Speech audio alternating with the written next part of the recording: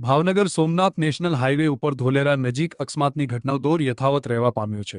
એક truck highway ઉપર પલટી મારી ગયો હોવાની ઘટના સામે આવી છે।